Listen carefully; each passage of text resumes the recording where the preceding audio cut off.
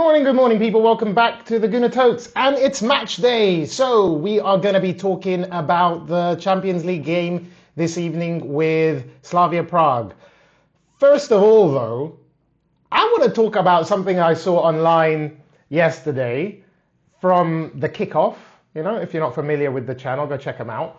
But they produced a video talking about the biggest flops of the season, including Bukayo Saka. First of all, and Florian Wirtz. But first of all, how are you going to call people a flop 10 games into the season?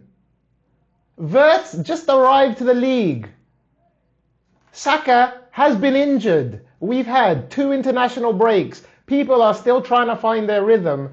It's just so clickbaity to do a whole video talking about flops of the season when you're 10 games in.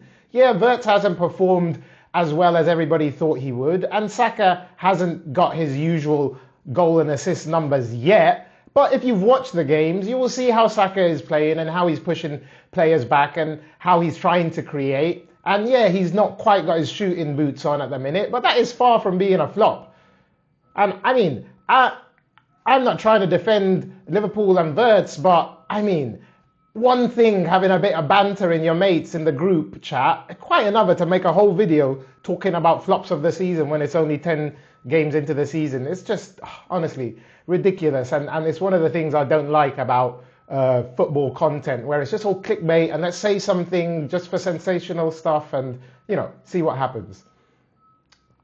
Getting back to the game this evening against Slavia Prague. It's an early kickoff, 5:45 for you lot in the UK and 6:45 here in Spain. And I think it's going to be a tough game. You know, we're having to make a few changes that we wouldn't ordinarily make. Gyokeres definitely out of the game. Looks like it could be something that keeps him out for a few weeks. Hopefully not, because we've got Sunderland in the next game and then a little bit of a break. So at least if he has to miss the Sunderland game, hopefully he can be ready, fit for after the international break, but Arteta didn't sound too positive about it, so hopefully it's nothing too serious.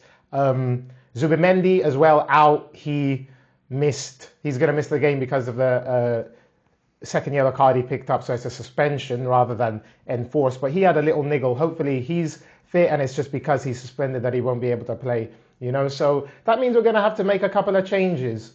In defence, I expect Raya to start as our goalkeeper, even though he hasn't had much to do in the last few games, so hopefully he's still sharp, but you know, Raya is awesome and so I expect him to be. And then in defence, we're going to have the usual suspects, you know. Gabriel and Saliba definitely will start, especially since we're going to be missing Zubi. We're going to need a solid defence.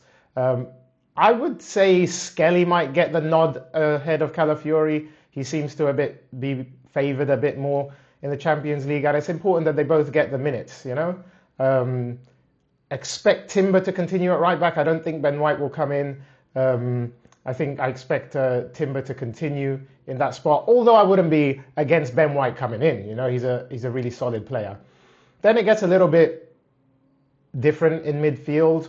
I suppose with Zubi out, we're expecting Norgard to start, so that's going to be one of his first starts of the season, and in a Champions League game as well, which, you know, he was at Brentford last season, so this is all a step up for him playing in the Champions League. So hopefully he's ready. I expect him to be. I think he's going to have something to prove, you know, to show that he's able to contribute to the team, and especially with Zubi out, it's important that we have someone that can step in and fill his shoes as best as possible. Rice should get the nod as well. You know, he was fantastic in the last game. That goal he scored and the runs box to box, he's breaking up stuff, he's scoring goals, he's, you know, everywhere on the pitch. Phenomenal player, and he's going to be needed with Zubi out. Rice is on a yellow card, so he's going to have to be careful because we've got Bayern Munich in the next Champions League game, so he needs to manage himself while playing so that we're not going to be missing him in such a huge game. But, you know, you can't really go into the game worrying too much about that. You've just got to play your game as natural as possible and don't make any stupid mistakes, you know? And so I expect Eze as well to get the nod. He's been playing really well and he's starting to find his way into the team and find his position and start to work well with the players around him. And then up front, probably Bukayo Saka on the right. He's trying to get back into his full form, all that, like I said at the beginning of the video, this whole thing about him being the flop of the season is so ridiculous. I mean, I can't even say much more about it. It's just such clickbaity stuff. So I expect him to come in and have a good performance. I expect him to get on the score sheet. He's been getting closer and closer, and he's getting into good positions. He's just not putting it away as clinically as he can, but I expect him to find those shooting boots sooner rather than later. Martinelli might start on the left, and I think Trossard might start. He was in the press briefing yesterday, and they tend to play when they do that, when they face the press. So I wouldn't be surprised to see Trossard start kind of as a 9 in place of Gyokeres, and then Martinelli to be playing on the left. I think that's how it'll go. I mean, we could see Merino playing that position, but I really think Trossard might be the starter, and then Merino might come on later if we need to change things up or something like that. So I reckon that's going to be the team that we start. Like I said, missing Gyokeres and Zubi as kind of 4-star hand in a couple of those positions, because I would have expected both of them to start in such a critical game, especially with the fact that it's Sunderland, then a break after that, So hopefully we can get the win against Slavia Prague. They have been very strong at home. They haven't lost a lot, but we travel well and we keep clean sheets. And whenever you keep a clean sheet, it gives you a good chance of winning the game. So hopefully we can focus on that. The thing is, Zubi has played a huge part in our clean sheets. That's what people don't mention so much. And so hopefully Norgard can come in and take his place and step in and do the job, and we can get those points on the board if we can keep a clean sheet. At the moment, it's only us and Inter Milan who haven't conceded in the Champions League, and I would love to keep that run going. At the end of the day, we're going to concede at some point, right?